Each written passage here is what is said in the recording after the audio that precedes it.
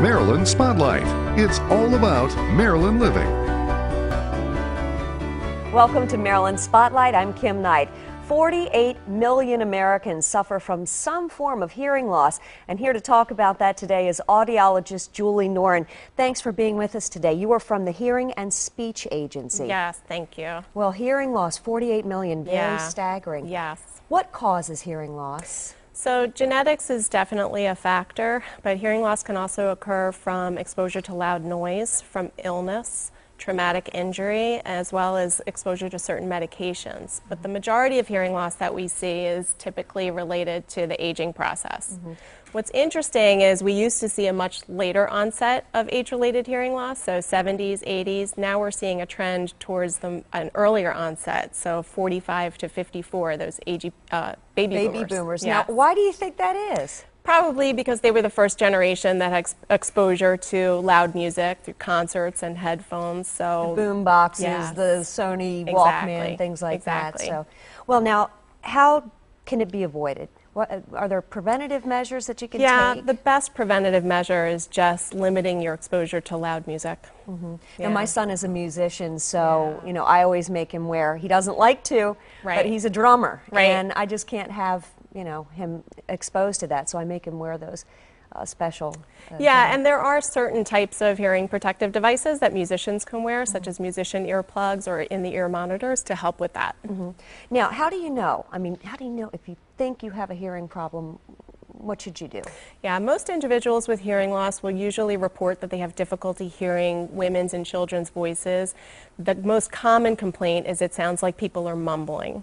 They have difficulty hearing in the presence of background noise. They might have difficulty hearing over the telephone, or the TV might need to be too loud. Unfortunately, it's usually the friends, family, and loved ones who start to notice that someone's having difficulty before an individual notices it themselves. Exactly. Now, we go to the dentist twice a year.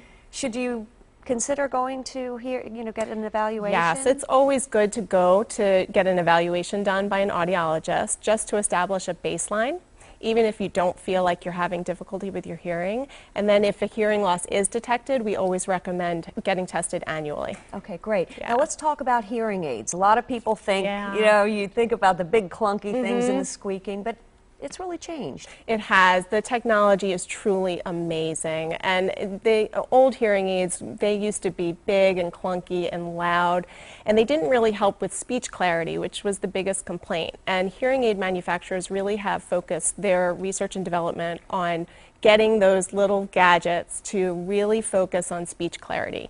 So they are nearly invisible, they are highly advanced, and they work wonders. And they can do a lot of different things, I understand. They can. Not just help you with your hearing. No, they are, they're like little microcomputers worn on the ear, and regardless of the style, whether they're in your ear or behind the ear, they can communicate with each other wirelessly, and they can even come with Bluetooth technology so that an individual can connect their hearing aids to other devices, such as their cell phone, an MP3 player, a computer, and even their television. That's amazing. And so you have that in your ear, but you can have your Bluetooth as well. Does that require any extra Some of the hearing aids do, yeah. Some of the manufacturers require that if you want to access the Bluetooth technology, you have to purchase an accessory, which is a streamer. It's usually worn around the neck, and it's about half the size of a cell phone.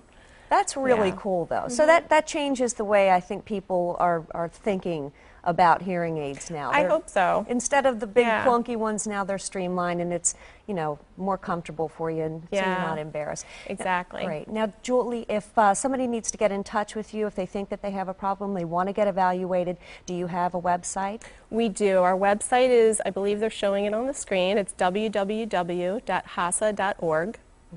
And they can contact our agency at any time and schedule an appointment with the audiology department for an evaluation. Okay, terrific. Well, Julie, thanks so much for being with us today and sharing all that important information, because we don't want to see that statistic of 48 million go higher.